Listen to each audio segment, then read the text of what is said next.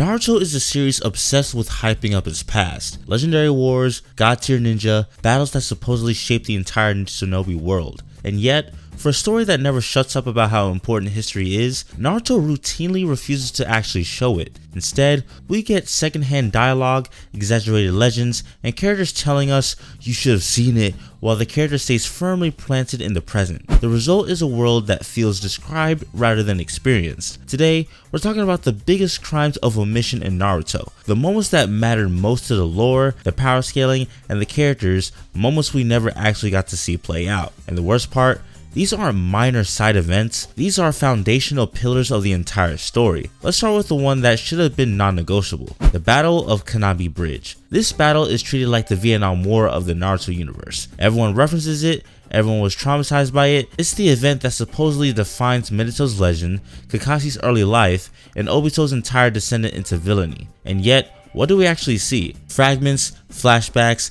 a heavily sanitized, emotionally selective version of events that conveniently avoids showing the full scope of this conflict. Kanabi Bridge is where Minato earned his reputation as the Yellow Flash, the moment enemy shinobi were allegedly ordered to flee on sight. That's not a small hype. That's world-altering fear. But instead of seeing Minato dominate an actual battlefield, dismantling enemy platoons, we're just told that it happens. We never see the strategic genius, the raw speed, the chaos he caused across enemy lines. We're asked to accept the legend without witnessing the proof, and this is why I consider Minato to be one of the most overrated characters in Naruto. Even worse, Kanabi Bridge is where Obito quote-unquote dies, yet the emotional weight is undercut because we don't see the large war around it. No sense of scale, no understanding of why the mission mattered beyond personal tragedy. Naruto constantly tells us that the Third Shinobi War was brutal, but Kanabi Bridge should have shown us that brutality. Instead, it's reduced to a plot device factory. And speaking of wasted lore, Kakazu fighting the first Hokage. Think about how insane this is conceptually. Kakazu, a mercenary ninja, survives a fight with Hashirama Senju, the man Naruto treats like a walking natural disaster, the god of shinobi, the guy who could casually reshape landscapes and suppress tailed beasts like they were pets. And this fight, completely off screen. This battle alone could have fixed so many power scaling issues in the series. We're told Hashirama is untouchable, yet Kakazu walks away alive, scared, but alive. That implies strategy, preparation, maybe even Hashirama holding back.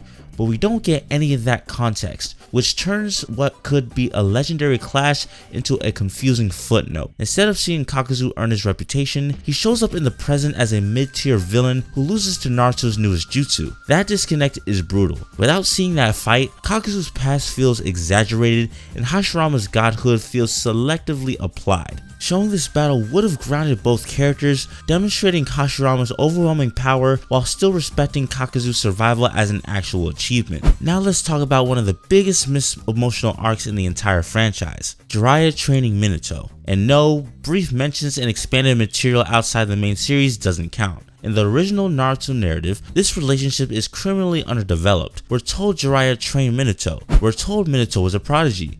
And that's it. No real scenes, no progression, no failures, no lessons, no physiological clashes. This is a massive problem because Naruto places huge thematic importance on master-student bonds. Look at Naruto and Jiraiya, Kakashi and Team 10, Asuma and Shikamaru. But Jiraiya and Minato, the relationship that should have been the blueprint for Naruto's own journey, is barely explored. We never see how Minato developed his calm demeanor. We never see Jiraiya shape his moral compass. We never see Minato struggle, doubt himself, or grow under Jiraiya's guidance. Instead, Minato is presented as flawless from the start, which robs him of humility and Jiraiya of narrative impact. This also weakens Naruto's emotional connection to Minato. Imagine actually seeing Jiraiya train Minato, watching history repeat itself as Naruto walks the same path. Instead, we're left filling in the blanks with headcanon. And this is why I say that Minato is one of the most overrated characters in Naruto. And that brings us to the most egregious absence of all, Minato somehow winning the Third Shinobi War. Let's be clear,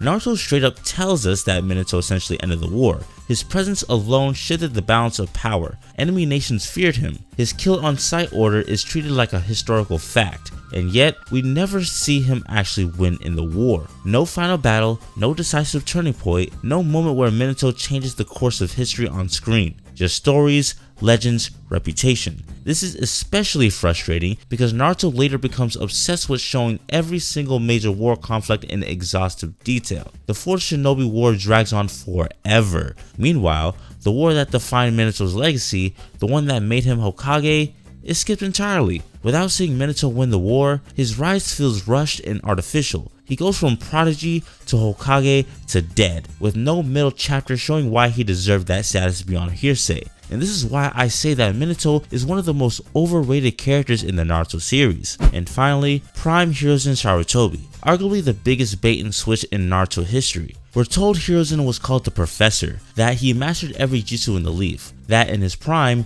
he was considered the strongest Hokage, stronger than Hashirama, stronger than Tobirama. That's insane praise, and none of it is supported by what we actually see. Old man Hiruzen struggles against Orochimaru and 2 nerfed Edo Tensei Hokage. His best feats comes from disclaimers about age and decline, and that's fine if we ever saw his prime, but we didn't. No Prime Hiruzen battles, no wars, no moments of dominance, just dialogue insisting he was once incredible, which makes the claim feel hollow. If Naruto had shown Prime Hiruzen dismantling enemies using high-level ninjutsu with precision and intelligence, his fall into old age would have hit way harder. Instead, Hiruzen comes off less like a fallen legend and more like a character the story wants us to respect without doing the work.